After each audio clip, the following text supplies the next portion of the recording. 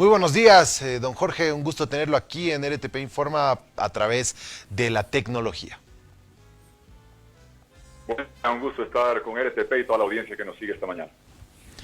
Bien, don Jorge, comencemos a hablar sobre el fallecimiento de Silvia Lazarte, presidenta de la Asamblea Constituyente, una mujer indígena de importantes ideales y de sentar las bases para una nueva constitución que permite mayor inclusión entre bolivianos. Bueno, toda partida es triste y dolorosa. Yo recuerdo estar en Sucre en incontables ocasiones. Ella era la cabeza de la Asamblea Constituyente que funcionó en Sucre un buen tiempo. Después las dificultades llevaron a Oruro, trajeron la discusión al Congreso, pero siempre quedará en la historia como una mujer indígena representativa que aportó al país como cabeza de un proceso de Asamblea Constituyente, más allá de que la discusión terminó centrada en el Congreso. Creo que su aporte va a quedar reconocido por mucho tiempo. No olvidemos que en 2009 votamos la Constitución. Tristemente, su jefe, don Evo Morales, violó la misma Constitución que daba solo 2 mandatos y una sola reelección, y la violó con un fallo judicial torcido para buscar un tercer mandato, y después, cuando hizo un referéndum y Bolivia le dijo no, con un fallo, otro fallo del tribunal, pretendiendo que ser tirano era un derecho humano.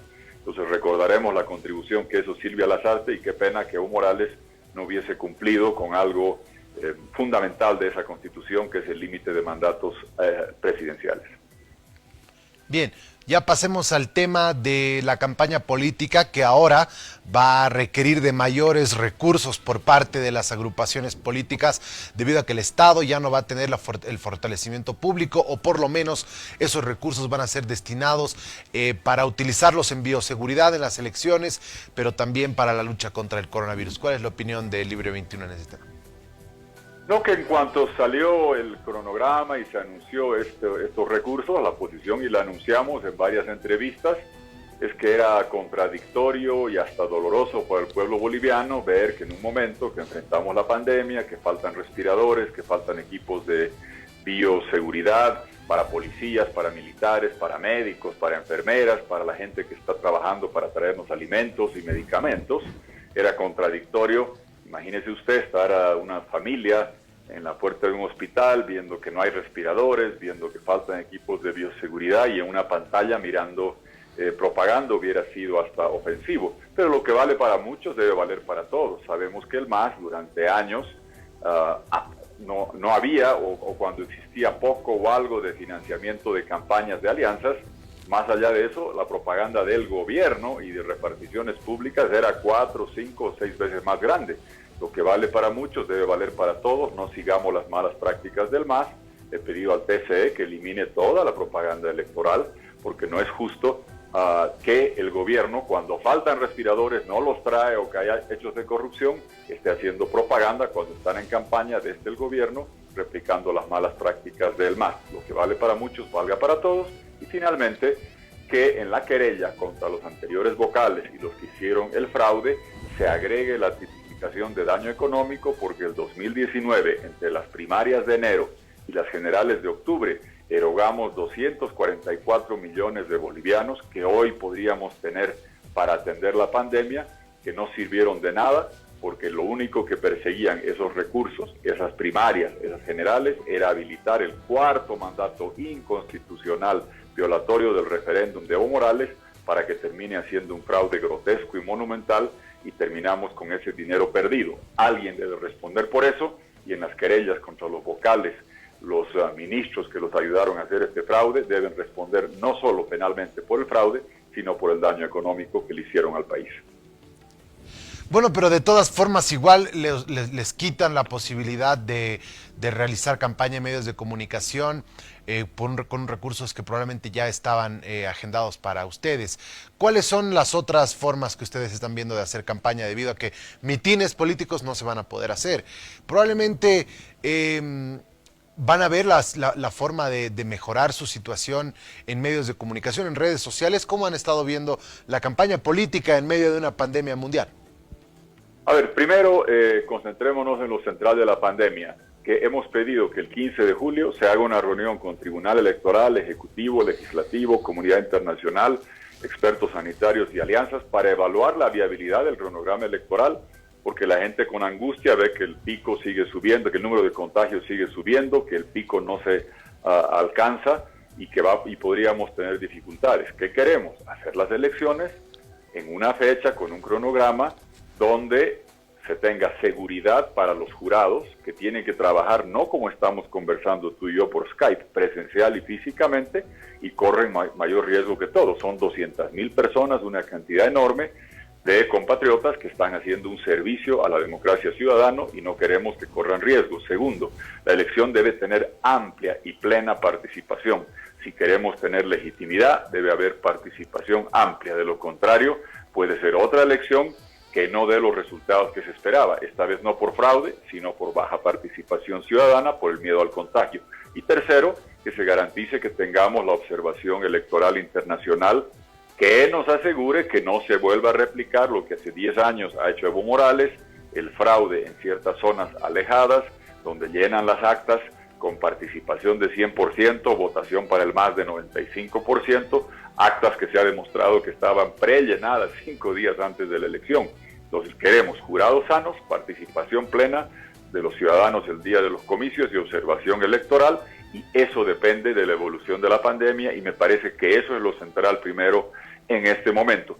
Sobre el hacer en cualquier parte del mundo, informar de los programas en pandemia es diferente. Claramente no habrá las concentraciones que tú dices, no podremos estar con la gente explicando, tocando, abrazando, mirándonos. Habrá que estamos haciendo mucho en la parte digital, y nosotros venimos haciendo desde marzo, por el tema del coronavirus, en la cuarentena, sesiones permanentes de Facebook Live, interactuando con la gente, un Zoom tras de otro. Estamos aquí sentados horas de horas haciendo comunicación por la vía digital, que más allá de la fecha precisa en que se pueda hacer una elección participativa con observación y preservando la salud, va a tener que seguir primando esta forma de comunicarnos, que va a ser diferente que otras elecciones. Y eso es cierto para Bolivia y lo será para Dominicana o cualquier país que enfrente comicios. Actos masivos, caravanas, caminatas, coliseos, colegios, con gente aglomerada, no vas a tener por mucho, mucho tiempo en ninguna campaña, en ninguna parte del mundo. ¿Cómo ve Libre 21 la fecha de elecciones para el 6 de septiembre? Tenemos en cuenta que ustedes han tomado parte también de esta agrupación de partidos con los que ha tenido que hablar el Tribunal Supremo Electoral para definir esta fecha. Nuestra posición desde las reuniones que se nos convocó en marzo, abril, hubo 2 reuniones en el Tribunal Electoral, hubo otra en la Comisión del Congreso, donde se quería poner una fecha. Nuestra posición era que esto es impredecible. Si te fijas tú y recuerdas, la predicción y proyección del ministro Cruz era no sé cuántos miles de casos para mayo. Después Navajas decía no sé cuántos, otra cantidad de casos para fines de mayo, junio. Las actuales autoridades decían que era para la última semana de julio y 100.000 casos. Y ahora nos dicen que es para el 13 de septiembre, 130.000 casos. Yo entiendo que la proyección es dinámica y cambia, y sobre todo cuando no existe la capacidad de testear.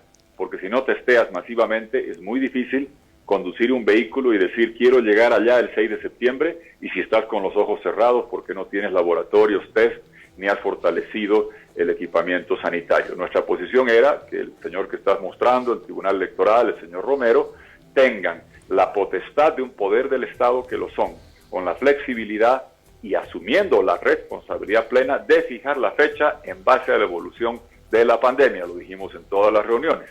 Entendemos que, bueno, se fijó fecha referencial, ese fue el consenso, nuestra posición sigue siendo la que te he dicho, no tenemos votos en el Congreso, se acordó una fecha de 6 de septiembre, a Evo Morales le vino pataleta, impuso anticipar al 2 de agosto, eso no era realizable, 6 de septiembre es mejor que 2 de agosto, se podrá, como dije en el Tribunal Electoral, Dios y la evolución de la pandemia lo determinarán. Por eso he planteado lo que te señalaba hace un momento, que hagamos una reunión seria, sin buscar culpar el uno al otro, entre órgano electoral, ejecutivo y legislativo, comunidad internacional, alianzas, el 15-20 de abril, 15 de abril hacia adelante, entendiendo que el cronograma arranca el 24 de julio, y antes de que jurados arriesguen su vida, yendo 200.000 personas a hacer capacitación física y presencial, no por Skype como estamos conversando tú y yo, veamos la viabilidad del cronograma electoral en función a la pandemia, que los números cada vez son más alarmantes. Y tenemos que asegurar que la elección tenga estos tres criterios, que los jurados durante el mes antes de la elección no arriesguen la vida, que ese día pueda votar la gente y participar masivamente para darnos un gobierno legítimo, y tres, que tengamos observación electoral. ¿Eso es posible el 6 de septiembre? No lo sé, evaluémoslo entre todos y dejemos de lado la actitud que yo veo que priman algunos, que dice, caramba, vote por mí, pero si usted se enferma ese día es culpa de otro. Eso, creo que eso es jugar con el pueblo, y por eso reitero mi planteamiento de hacer esa reunión, de evaluar la viabilidad del cronograma electoral con los actores institucionales y la comunidad internacional también. Hay analistas quienes dicen que la certidumbre de una fecha para elecciones es lo que le da una tranquilidad y una cierta paz social al país, teniendo en cuenta que se encuentra en una crisis política que data desde el año pasado, y que el tener esta certeza en las elecciones le da una tranquilidad, teniendo en cuenta que el mundo está convulsionado por el asesinato de George Floyd y ha despertado protestas y conflictos sociales en algunos países, que como hemos visto en la historia, estos tienden a ser contagiosos en otros países, que podría llevar a un conflicto social en nuestro país. Cambiar las elecciones y esa fecha podría tal vez llevarnos a un escenario de conflicto. A ver, mira, en esta discusión hay varios criterios. Uno, el hecho de que estamos con gobierno de transición, ojo, todos, ejecutivo, legislativo, 9 gobernadores, asambleas departamentales, 339 alcaldes, consejos municipales en todo el país, cuyo mandato ha fenecido y que tienen la responsabilidad de atender la crisis sanitaria, y tú sabes bien que hay en el Congreso y en consejos municipales que ya estás con el suplente del suplente del suplente, sin legitimidad alguna. En función a eso, se requería haber hecho elecciones del año pasado, nacionales, y ya en mayo, abril, mayo, regionales y locales. No pudimos hacer por el fraude de Evo Morales. No hay que permitir que olvidemos por qué estamos acá, porque Evo Morales violó la Constitución, desconoció el referéndum, hizo un fraude grotesco que nos ha puesto en este brete y nos ha traído hasta este año. Después llega el coronavirus que nos causa estas dificultades. Si fuese por legitimidad democrática y evitar cualquier tipo de conflictividad social, ya estamos llegando a cerca de un año de retraso por el fraude y la violación de Constitución de Evo Morales. Si fuese por el tema de tener legitimidad para atender la economía duramente golpeada con un programa de cooperación de 7,000 millones de dólares para garantizar solvencia financiera, evitar sobresaltos cambiarios, salvar la pequeña y mediana empresa, que lo tiene que hacer y lo puede hacer un gobierno legítimo, con credibilidad, con capacidad, con decisión y firmeza, como estamos proponiendo, habría que hacerlo hoy día.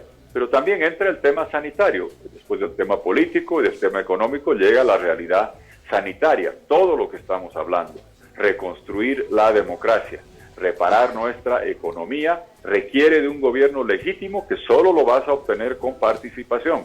Y la participación solo va a venir si la gente puede ir ese día a votar sin riesgo de contagio. Si nuestra gente mayor, que está encerrada en casa y la que le estamos cuidando, puede salir ese día con la tranquilidad de saber que el riesgo de que se pueda contagiar es mínimo, y no en medio de picos o números de contagios tremendamente elevados. Entonces, yo entiendo que hay gente que puede privilegiar uno sobre el otro, pero creo que todo el mundo, la mayoría de la gente comparte de que hay que evitar votar en medio de dificultades de salud, porque ojo, fíjate que el 3 de mayo teníamos que haber votado, y en marzo, en abril, el MAS, el Congreso, el Tribunal Electoral pidieron postergar.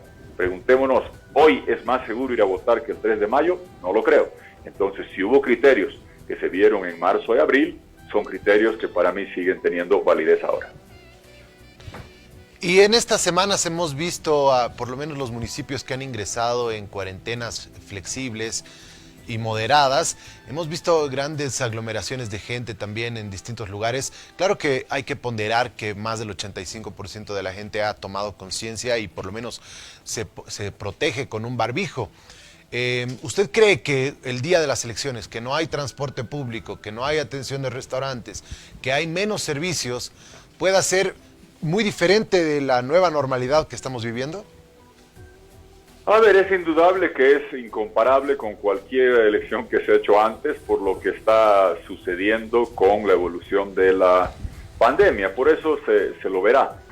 Ahora, entendamos perfectamente que hay una comparación que he escuchado, que es como hacer un trámite bancario. No lo es, estás mostrando las tomas. Son colegios electorales sin la infraestructura, no son bancos inexpugnables, con bóvedas, con seguridad, con toda clase de equipos. No, son como estás mostrando, colegios electorales, más de 30,000 mesas, una gran cantidad de jurados. Y ojo, creo que en esta discusión olvidamos el tema de jurados. Los bancos tienen empleados contratados hace mucho tiempo, que trabajan ahí dentro, que tienen los protocolos de seguridad y que hace años funcionan y van a seguir funcionando. El día de la elección, como estás mostrando en la pantalla dividida, se improvisa y van 200,000 jurados a colegios que no tienen las mismas condiciones de seguridad. Por eso, con calma, con serenidad, hagamos la evaluación, reitero la propuesta, el 15 de julio, el 20 de julio, con las instituciones, Tribunal Electoral, Ejecutivo, Legislativo, alianzas, comunidad internacional, y evaluemos esa viabilidad del cronograma electoral en base a la evolución de la pandemia, que como estás viendo se está moviendo, porque Trinidad estuvo durísimamente golpeada en el Beni, y ya están bajando las curvas de contagio, está más en Guayanamerín, en Riberalta, sigue en Santa Cruz, está subiendo en Cochabamba. ¿Cuál será la zona más afectada, el departamento más afectado? No se lo sabe. Creo que hemos aprendido a no cantar victoria prematura, porque recuerdo que el Beni, durante varias semanas al inicio de la cuarentena, se hablaba de silencio epidemiológico y después fue golpeada con una dureza, una crueldad y una hazaña que partía el corazón.